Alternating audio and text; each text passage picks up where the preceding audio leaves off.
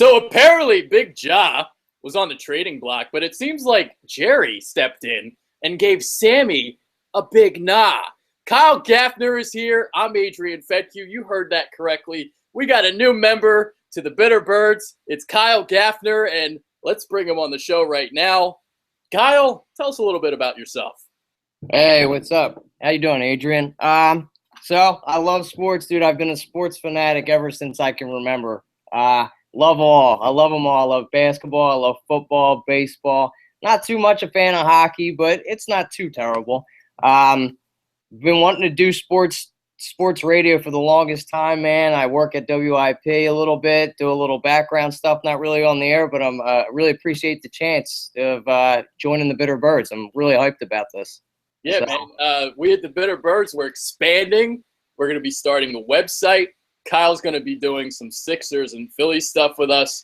And we're also going to bring in two guys for the Flyers because, well, none of us really know hockey, but these two guys do. So that's great for another show. But today, we are talking Sixers. Now, they might not be the most popular team in Philadelphia right now, but in the future, there is a future here in the process. So you got to trust the process. Well, hopefully we can trust the process. But that will be later because right now we're going to discuss really quickly about this Jahlil Okafor rumored trade that almost went down right before the trade deadline with Boston. So in the reported deal, the proposed deal, it was you had Okafor going to Boston for their first-round pick, which would have been from Brooklyn, and Marcus Smart, and a future second-round pick. So what are your overall thoughts on that trade, potential trade?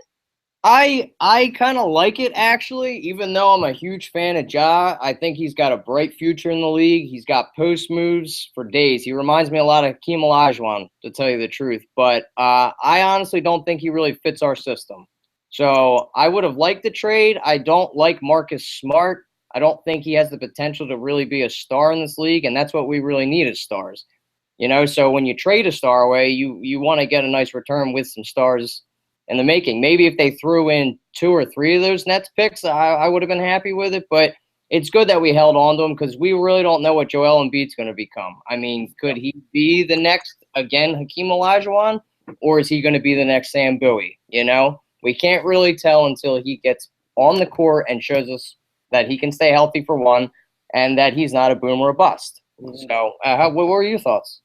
Yeah, I mean, I kind of talked to you about this before the show. I'm kind of in the middle here. Now, to go on the other side of the argument, you have Okafor, which doesn't really fit our system because we want to be a team that runs up and down the floor. Now, where this comes into play, there's a kid coming into the draft. His name is Ben Simmons. That they're talking about him being this once-in-a-generational type talent, a Magic Johnson / LeBron James kind of hybrid type of player. And if you would have gotten Brooklyn's pick, Brooklyn right now, I believe, 4th, 5th worst record in the NBA. Mm-hmm. So you improve your chances of getting the number 1 overall pick. So the Sixers would have a 25% chance of landing the top pick. And then you couple that with Brooklyn, that's 36% because the 4th pick, as we discussed earlier, you get an 11% chance of acquiring the top pick. So you would have gotten a 36% chance of possibly acquiring Simmons, possibly getting that next star of the next generation, that Curry / LeBron type of. Well, no, he's not a Curry, but that that star top 5 player in the league. Absolutely, and I like that too. And we also could have bet our chances with that Laker pick as well, of getting Ben Simmons, because we could even package one of those with the OKC pick or the Heat pick to trade up to get Simmons. I agree with you too. I mean, they're saying this guy's the best thing since sliced bread, but I don't know if I really want Ben Simmons, to tell you the truth. I don't know if his game really equates what we need. I feel like it would be a logjam, so to speak. Yeah, he could play a little point forward, but he's got no range. He's got no shot, and that kind of scares me. We need shooters to go around with our big men. But, I mean, what are your thoughts? Do you like Simmons? Do you think he's really going to be that guy that changes the Sixers' fortune?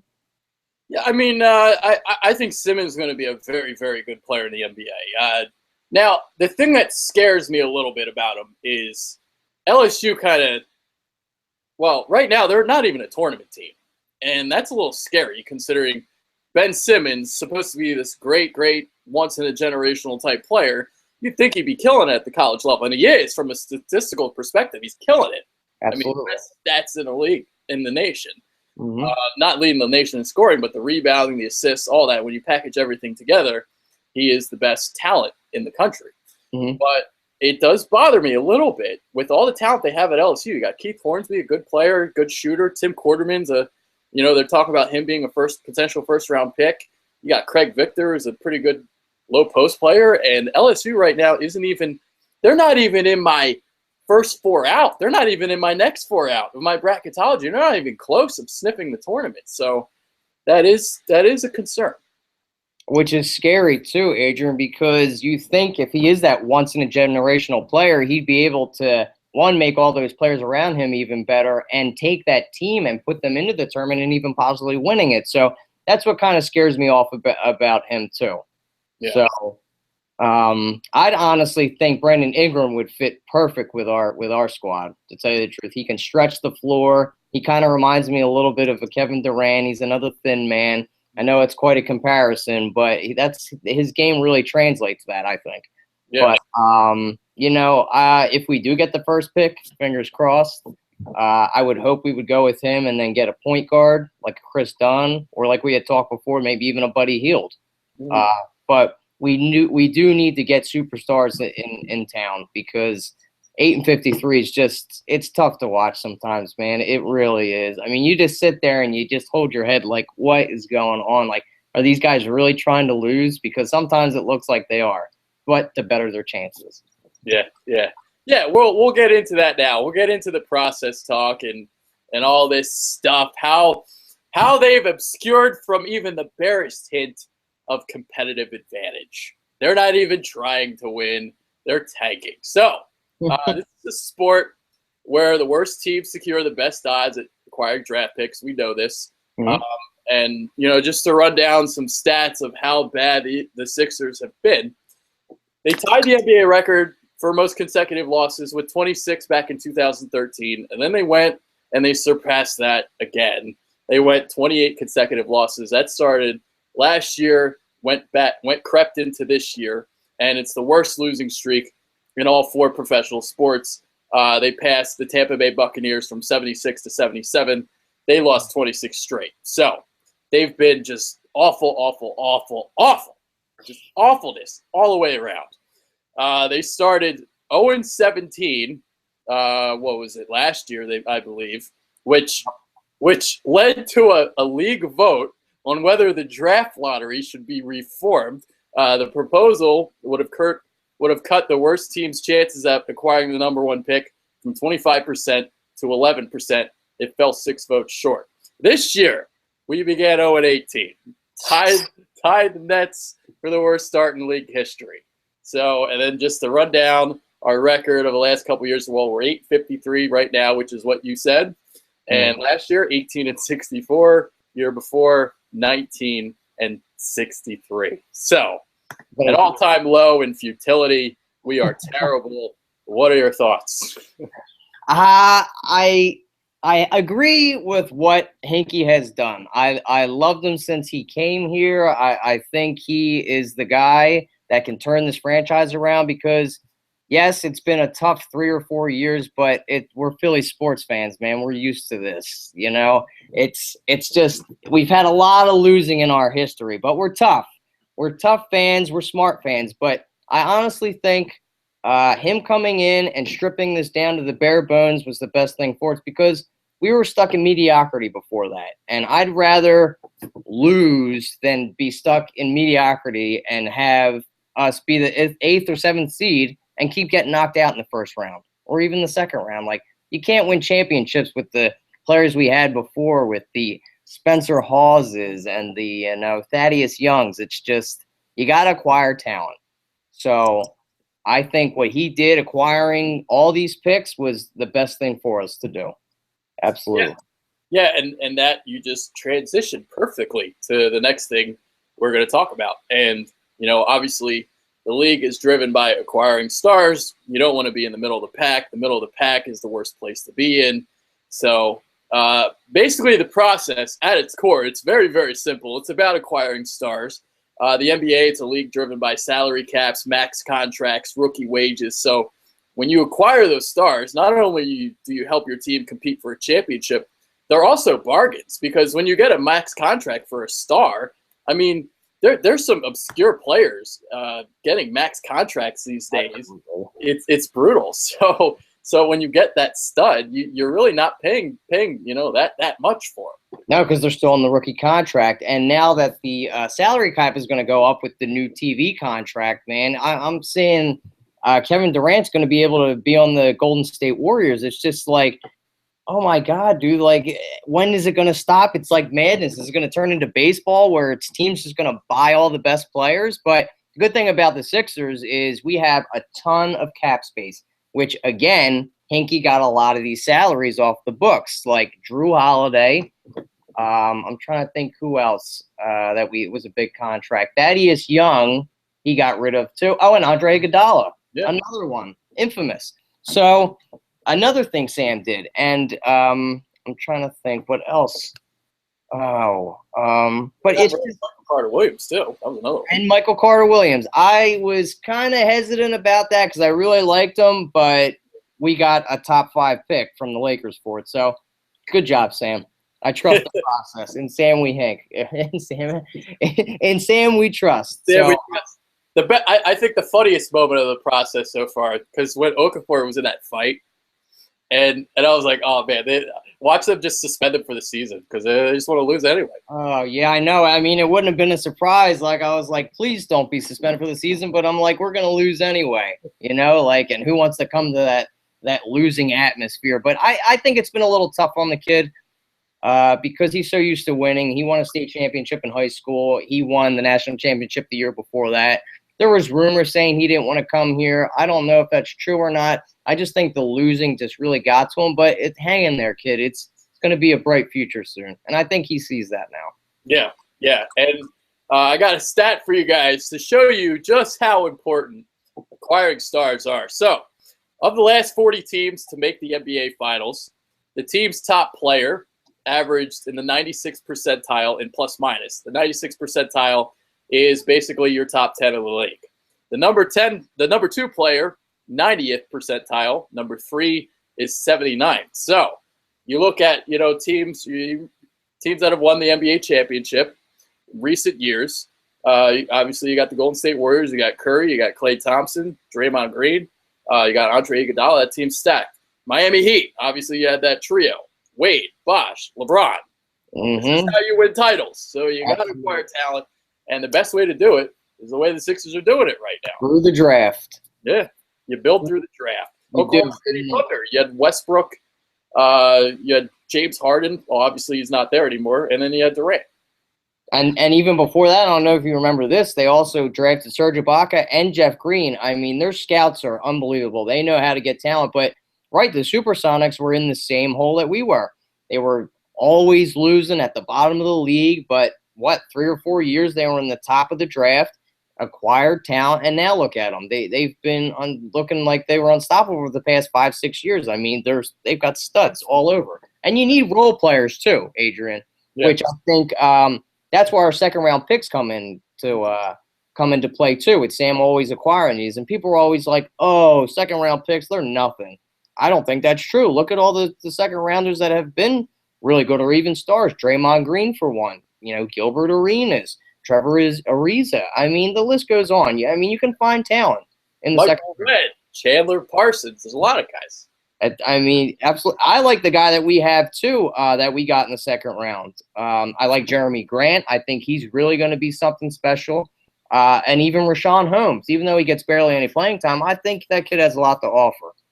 Even though we do have a logjam at power forward and center. But if he gets a little bit of time, he's athletic. He can dunk. He can even shoot the 3 ball. So, I mean, second rounders are just nothing to, bat your eye at and like, oh, they're nothing, So I think we definitely have a bright future. And the thing is, too, I want to bring back a point when you were talking about trading Okafor at the trade deadline. Ever since, this tanking process has started, people have complained about the Sixers doing this and saying it's not fair. So, the league kind of brought in Jerry Colangelo. Now, do you think since Jerry has come on that Sam's kind of pumped the brakes about trading or acquiring talent because is he in charge or is it Jerry? Yeah, it's still hard to tell, but there's definitely some of that pumping the brakes stuff that you're talking about because if you think about Hinkie, he's a guy that's very, very aggressive at the trading deadline. He's a guy that also makes that last-minute deal all the time. Evan Turner, for instance, like 10 minutes before the trade deadline, we'd get rid of him for a second-round pick. Well, this year, we did nothing. We did absolutely nothing at the trade deadline. Silent. So, yeah, silent, which is not natural for Sammy. So not typical. Not typical of Sammy at all, man. I couldn't think of the word. He was salivating when he saw Okafor and all that they were offering up for him. But, we just have to see when draft day comes or even the selection to see where we're picking in the draft. I mean, I know we have nothing to look forward to really this season. Again, I don't know if we're going to break that old record from the 72-73 season of the Sixers going 9-72. Let's hope not, but you never know. Just keep adding those records on because we're going to have some winning records soon, man. So we won't have to look back at this and cry about it. So it's going to be worth it. Yeah. All right, let's get into the tanking and how we're doing this. So the plan is for the future. You get all these guys for the future while divesting from the present. And the Sixers are divesting from the present by acquiring injured players through the draft and foreign prospects. So going back, 2013, first really, really big trade we made. We traded Drew Holiday to the Pelicans for Nerlens Noel and a protected 2014 first rounder. Noel was considered to be the best player of the class, but he tore his ACL during the season, his lone season at Kentucky. So that the price of his talent, obviously, it dwindled due to the injury. No problem for Sam and the Sixers, though. I mean, they had no plans on playing him in 2014, so because they were officially in tank mode. No rush. Yeah, no rush. So they went and they drafted. Well, they got him, and the protected pick from New Orleans wound up becoming the 10th pick of the 2014 draft, which the Sixers used to draft Elfrid Payton, who was flipped to Orlando for the 12th pick, a 2015 second rounder, and a 2017 first rounder. So you keep acquiring more assets, and you use the 12th pick on 20-year-old Dario Saric at the time, who has been overseas the last couple years. And again, another player, you let him play overseas while you continue to suck in the States. Mm-hmm. Absolutely, man. You just, it built up money. You don't have to spend money on these guys. They're kind of stash players. You leave them over there, you build up money, you keep continuing losing, but he's an asset. And I know that they really like Sark a lot. They compared him to a Dirk Nowitzki even.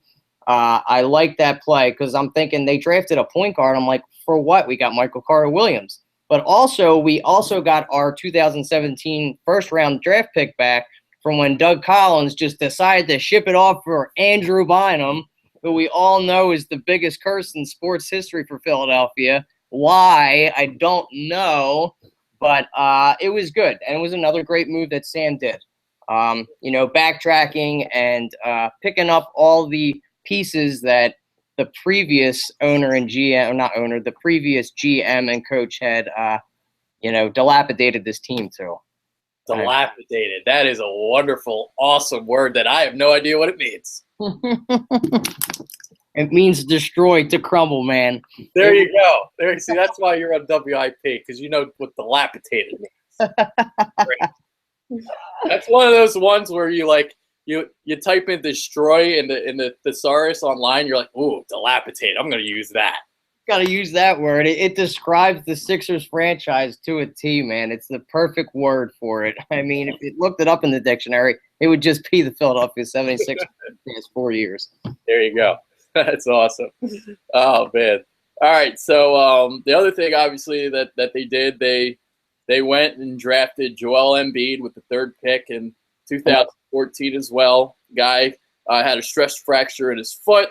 Other teams shied away. Hinkie was like, bring him in. We're going to suck anyway. He doesn't have to play. So, again, You're acquiring talent without having to play them on the floor. You're acquiring talent for the future while, again, diverting from the present. And you also think these are guys that were going to be the first overall pick. So essentially, you're getting 2 first overall picks that people have passed on because of the injury. So the talent level was there. It's just obviously it was just a bad run of luck for both of them. I really wanted Wiggins in that draft. I was hoping maybe we trade a couple of those first-round picks to get him. But I was happy with Embiid. What's the rush, you know? We're not going to be doing anything anytime soon. Just acquire the talent. And, I mean, if you look at the talent, I was so happy when we got Nerlens Noel. I think he is going to be, you know, multiple Defensive Player of the Year awards coming. He's athletic. He can block, steal. I mean, he can do a little bit of everything. He's actually my favorite player on the Sixers. And Embiid, knock on wood, you know, hopefully that – I got a wooden table I'm using. Hopefully on that injury stays good, man, and he lives up to the talent, because if he does, I mean, look out. We are going to be owning the league for, I would say, the next 5 to 10 years, man, because look what Tim Duncan and David Robinson did with the Twin Towers. You can never have enough big men. Yeah, and we would have 3 towers, so I think because you got Okafor as well. Oh, yes, absolutely, man. On top of Dario Saric and the rest of the guys, we'd have the biggest lineup in the league. If they get Ben Simmons, Jesus Christ. That's 6'10". 5 guys at like 6'10". I know. It will be something fun to watch, man. I cannot wait. I mean, it gives you hope and excitement to look towards the future, even though these past couple seasons have been dire. But, I mean, I'm excited. It gives you hope. You know, you have something to look forward to. Whereas the other one was okay, we're going to get the AC and we're going to get knocked out. Yeah, no. Give me the tanking any day, man, and I'm all about Hinkie. And, I'm tired of people giving Colangelo credit, too. The guy comes in, he gets Ish Smith back, which Hinkie wanted to do in the first place. And they're like, oh, he's our savior. Hinkie, get rid of him. He's a troll. He's the worst thing to happen to Philadelphia franchise. No, he's our savior, man. There you go. All right, let's delve into the Michael Carter-Williams trade now. Traded Rookie of the Year. We traded him. Carter-Williams to Milwaukee, part of a 3-team deal for that protected first-round pick from the Lakers. Now, during his Rookie of the Year season, Carter-Williams averaged 16.7 points, 6.3 assists, and 6.2 rebounds per game. But this year, only averaging 11.5 points, 5.2 assists, 5.1 rebounds, still having trouble with that perimeter shot. And I've always thought his defense has been just a little bit overrated. He's good at getting in the passing lanes, but in terms of being a one-on-one individual defender, I don't think he's like anything. He's nothing special. He's nothing special. I mean, and that's the eye of talent Hinkie had. Like, he traded the asset while it was at his highest point, the hottest point. Like the same with Drew Holiday. We also made out in that trade. He hasn't done anything for the Pelicans. He's been injury prone. So, that was we got another great asset for not losing anything really big.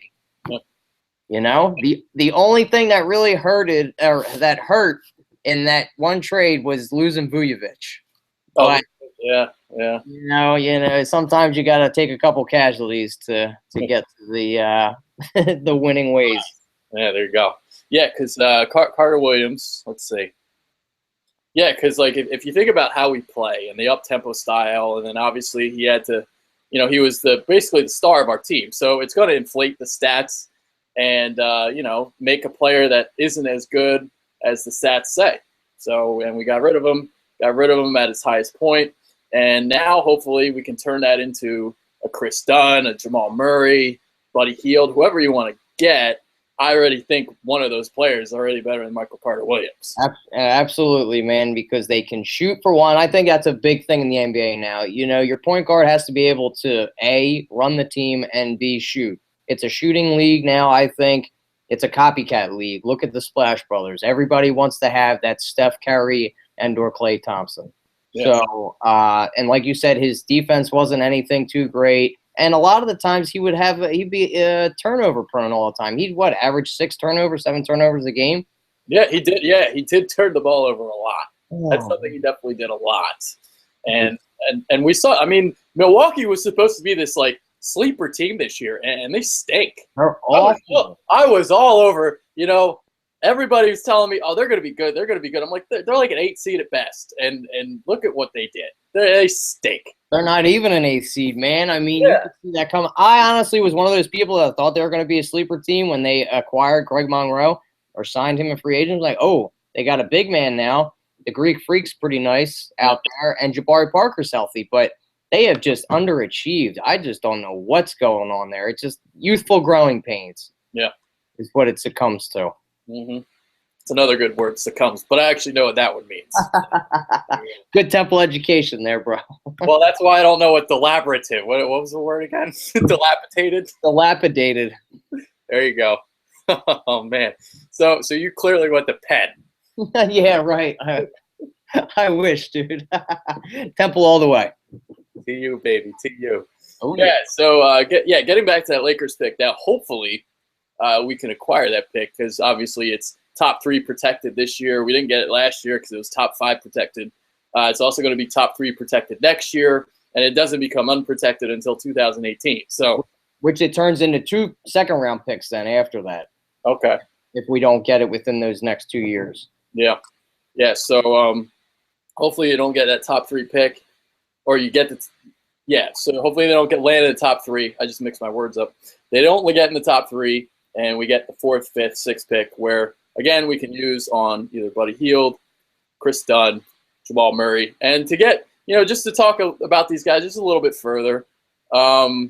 Chris Dunn, we'll talk about him first. To me, he reminds me a little bit of what Ron Harper was, a guy that can guard, a guy that can, kind of slash to the – I'm talking about Ron Harper early days, like when he was in Cleveland. And he's got some blast from the guard. Yeah, so blast from the pass. Yeah, talk about Chris Dunn. I'll let you talk about it because I know you love him.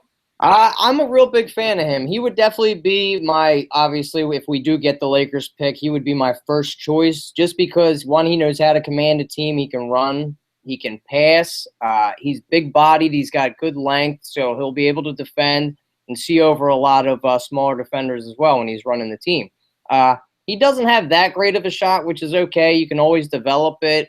He can slash to the lane, and then with those big guys, you could throw a couple of alley-oops to Nerlens Noel. Obviously, it's one of his high points as well. So I would be so excited, man, if we got Chris Dunn.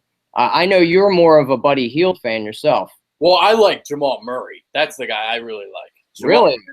Jamal Murray. Dude, I love Jamal Murray.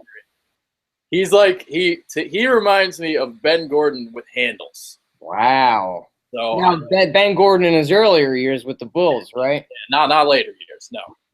There's no comparisons to later years. But yeah, I mean, the way they play Murray at Kentucky, I talked about this with you as well. Earlier in the year when they have the Ulis Murray combination, obviously best backcourt in the country in my opinion.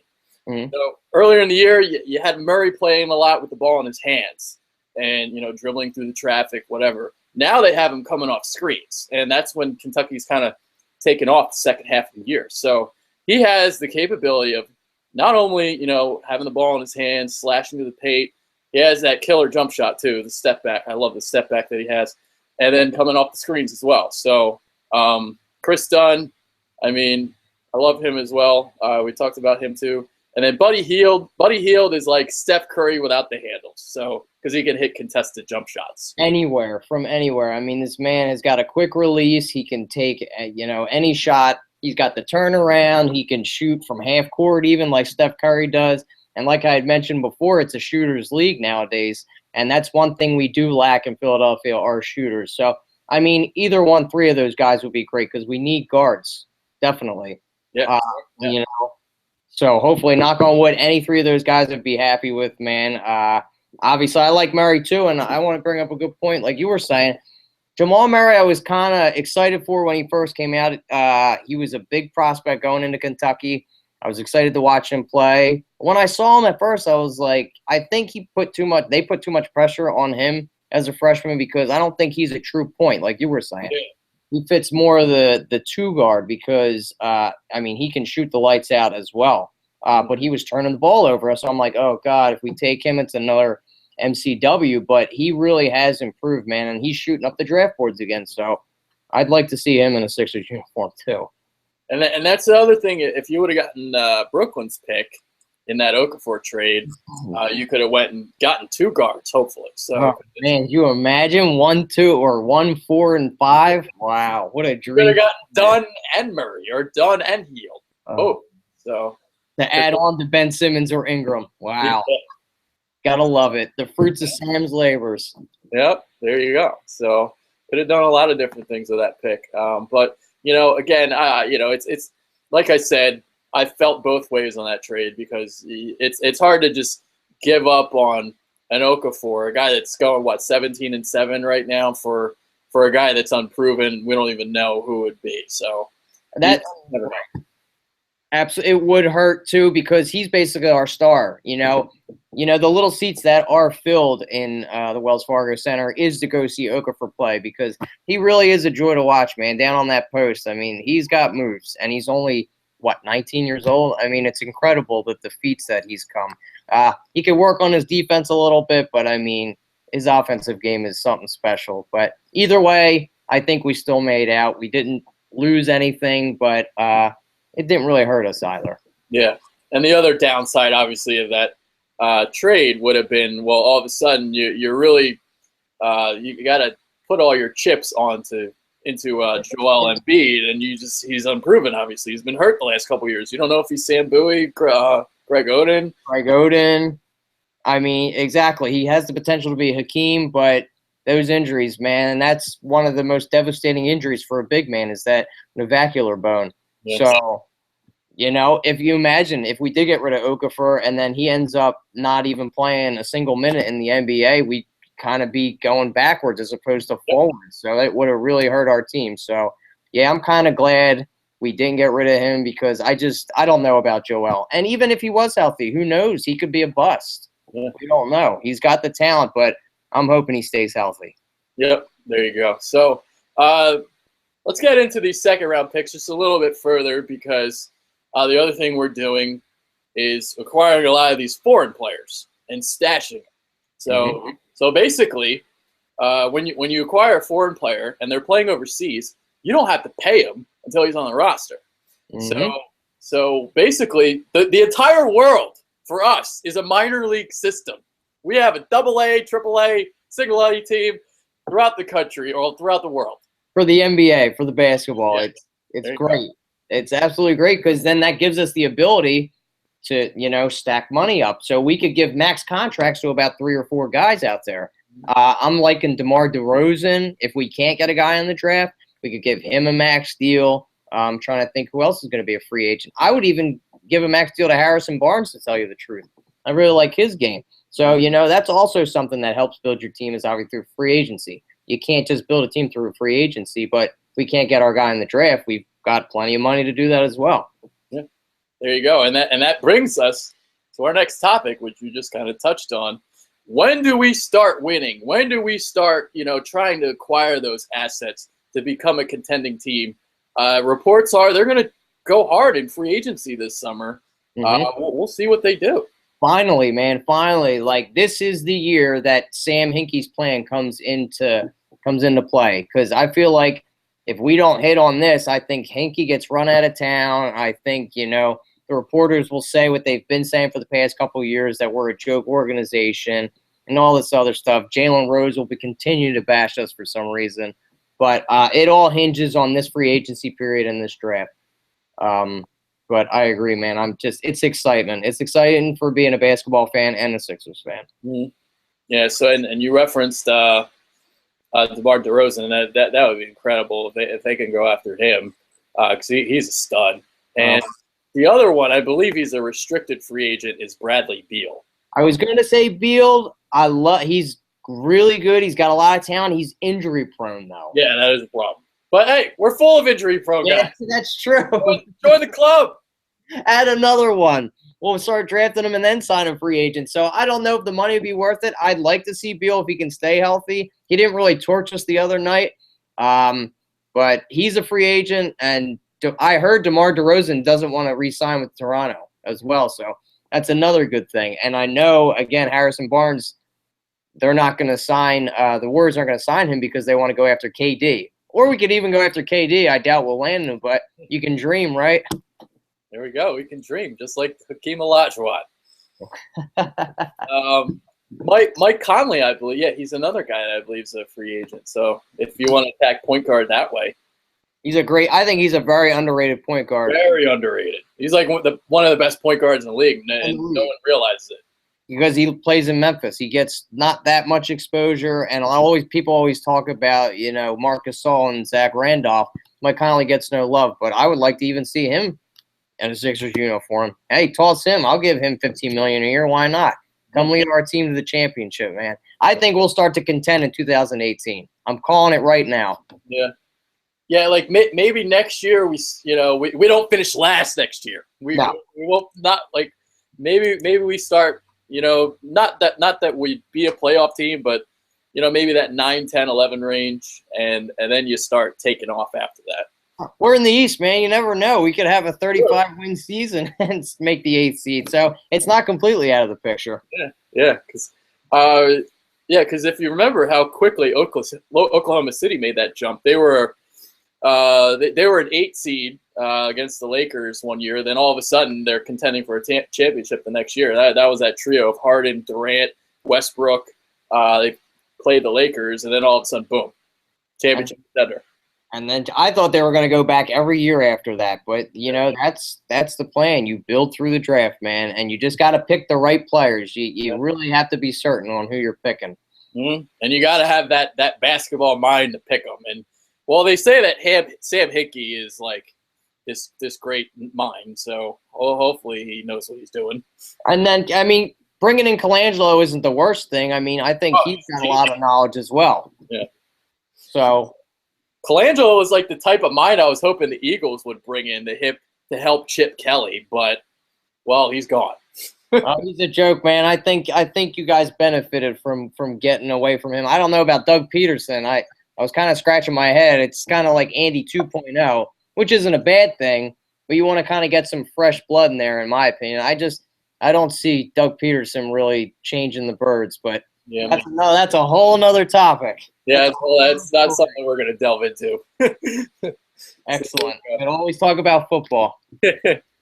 Yeah, so kind of to close the show, last topic we're going to get into.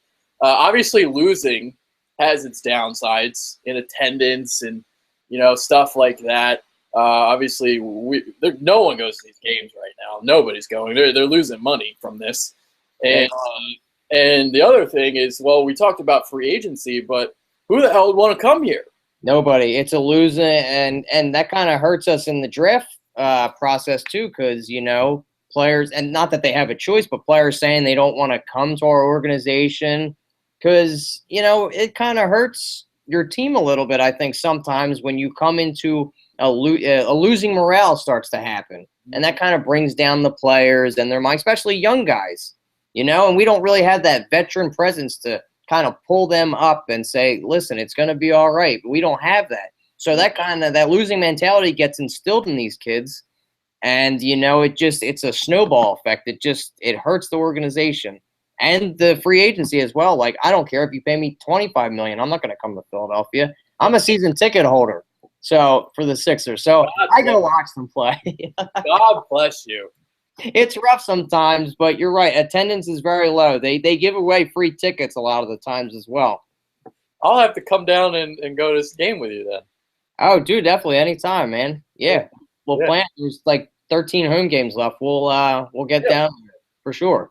Yeah, maybe when they get a big time opponent. But you got to go to bed early because you're with WIP. So how the hell do you do that? I just make it happen, man. Like I said, sports are my life. I got the 2 jobs going, but it doesn't matter. I'm going to see my Sixers play. Die hard. I'll support them through thick and thin, man. That's what you got to do. That's why I said us Philly fans, we're tough, man. We've had a lot of losing seasons with a lot of organizations. Been a drought for a lot of championships. The Phillies is what, 08? It's been 7 years already, going on 8. But again, another team that's got a bright future that's been tough to watch lately too. Well, that'll be a show soon. We'll be delving into the Phillies because, like I said before, Kyle will be joining us to do Sixers, Phillies stuff. We're expanding at the Bitter Birds, and I'm glad to have you on, man. Really, great to be a part of this, man. You know, thanks for the invitation. This is great. Yeah, Love no sports. Yes. Show. Yeah. So, you're friends with Jeremy back in the day. Back in the day, high school, known that guy actually since 6th grade. Yeah. Did you know Mike DeSandro too? I did know DeSandro. I went to school with him as well. Yep. He was my cousin. So. Oh my God! Really? That's how Jeremy and I know each other. Oh wow, man! I'm sorry to hear that. It's a shame. Yeah, I know him passing away. It sucks, but yeah, man, that's how we knew each other, and then that's how we kind of grew close because of Mike. So. Oh man, it's something like that, man. That does help you bring closer to people. I'm sorry to hear about that. Mike was a good dude. Yeah, he was awesome. Yeah, so it's just one of those things. You just gotta live life. Gotta keep living. It's true. They live on through your memories, man, and through you. Yep. So, he's clearly not helping any of the teams from up above because we all stink. Soon, man, because I believe in that because my grandmother passed, huge Phillies fan she was. She passed away in 2008, and they won a championship. I solely believe she might have had something to do with that. Yeah. And that was the team that wasn't even the best team, and they won it all, Nope. Because 2009, 2010, 2011, they were all better teams, and they didn't win. So. Remember that? They had over 102 wins. We got knocked out in 2011 in the first round. I mean, they caught fire. Yep. That's what you got to do. We lost to the Cardinals. Oh, man. And then the Giants. Oh. Yeah, that's another show. That's another show. Might have to bring in some liquor for that one, dude. So before we close this out, just to talk one last thing, because I just thought of this. Another thing of this losing morale that starts to develop and build, we don't know how to close games. I mean, how many times have we had a lead in the last couple minutes and give it away, and we just don't know how to win games. We're not doing it right now. An astronomical amount, Adrian. I mean, we don't. And I think since we brought Ish Smith in, they've been a little better at it because before it was just atrocious. They just looked like a junior varsity team out there. It was just like, what are you guys thinking? There was no stability. But they can't. They play no defense. It even happened the other night against Washington. They would go down, score, and then they wouldn't get back on defense, and John Wall would just literally run up the court and get an easy layup. It's just like there's no consistency to the team. And, again, it's just like, are you guys doing this on purpose to solidify the best chance of getting Ben Simmons, even though the worst record doesn't get it? Or is that what you guys are doing? I mean, I just hold my head sometimes and thinking, like, we could go out in the court and do a better job of coaching these guys, man. Like, what is going on here? Yeah. There you go. And one last thing before we go. I know I said that was the last thing, but one more. One last question. Do you trust the process? I trust the process. You trust in Sam, man. I trust the process all the way. I'm in 100%. Go big or go home. There you go. I completely agree with you because, again, we were middling in mediocrity, being that 7, 8, 9 seed. Great. It was great beating Chicago, even though Derrick Rose, Pau Gasol, not Pau Gasol, Joe Noah, they got hurt. But you're not going to win a championship with Andre Iguodala as your star player. It just wasn't going to happen. No. That he's young. So this is the best route. Even if they go down full of flames and doesn't pan out, it's better to do it this way, I think. So I agree, man. Like, what? Why make the playoffs every year? It's not better than that's not winning a championship. Just getting to the dance doesn't hold. You don't get to hold the trophy up. Strip it down to bare bones. Restart, build through the draft. You have to do it in all sports, as we've seen over the years. Yeah, I will say though, there is one team that's ahead of us in the process. I think. I love what Minnesota's doing. I was just about to say Minnesota, man. Oh, Andrew Wiggins, Karl Anthony Towns, stud muffins all around on that team. They are loaded. Zach LaVine, Shazam Muhammad, Corgi Jen. The team is stacked. They even got the point guard that ties Jones that played with Okafor. He's not bad either. Mean, they're going to be definitely contenders in a couple years in the West. You look after them. Ricky Rubio, another one. Ricky Rubio, I think he's a little overpaid, but he can pass, man. They've got a lot. It's going to be us too, I think. in the next 4 years competing for the championship. Them in the West and obviously us in the East. Yep. And then like an example of a team that's like, that going to be in that 7-8 range, at least in my opinion, is like a team like the Orlando Magic. That's kind of like what is it? Nick Vucevic is a solid player. They got some solid pieces, Aaron Gordon and all that, but there's no superstar in that team, and that's going to be a team that you might be all right, but you're not going anywhere. No, they don't have that, like you said, over the top player. They got a couple good players, but no clear superstars. Yeah. With that being said, though, yeah, go ahead. You didn't finish. Good. Yeah, with that being said, though, you have a team like Boston, which is, killing it right now. 3 seed in the East. Great head coach and Brad Stevens. Great coach. But again, they're also building for the future as well because they got that Brooklyn pick. So they have picks galore coming up. They made out with such a great deal for absolutely nothing. They gave them 2 players that are out of their prime for 4 or 5 years, for the next 5 years that are going to be in the top, and they're the 3rd seed. Yeah. Billy King is all I need to say. Through the Billy King era, and now he's doing it to Brooklyn. Wow, you fool. Thank God we wiped our hands of you. We don't have, Billy's in the city of Philadelphia are not successful. Billy King, Billy Davis, they all stink. Oh, they're awful. I'm glad we gave them the boot when we did. Billy Davis, I'm not even going to say. I can't even, man. It just frustrates me too much. Oh, man. All right. That's about it for this show. 45 minutes worth of Sixers talk. So, hey, we're trying – the Bitter Birds, we are trying to revolutionize Philly sports on YouTube. We're not just an Eagles show anymore. We're doing Sixers. We're doing Phillies. We're doing Flyers. We're even going to talk about the Philadelphia Union. So all right, man. Soccer. I like it. Yeah, we're going to get a guy to come in and do that. We're starting a website. I'm a professional writer, so you get to read my columns on our website. Mike's going to start writing. He's also a writer. So we'll see how this all plans out. I'm also going to start a daily video called The Daily Fix. Daily Fix, PHIX. And basically each video will be the 3 main topics of the day. I'll just go on for a couple minutes. So you guys will get a daily dose of that. We are expanding. We're going to get big. It's happening. So stay tuned. Revolutionizing sports, guys. Yes, sir, baby. Yes, sir. So with that being said, Kiel Gaffner, his first show. We popped his cherry. Thanks for having me. Thank you. Dude, thanks for coming on, man. Really appreciate it. It's awesome. Appreciate it. Thank you, man. So that's it. We're out. See you, knuckleheads.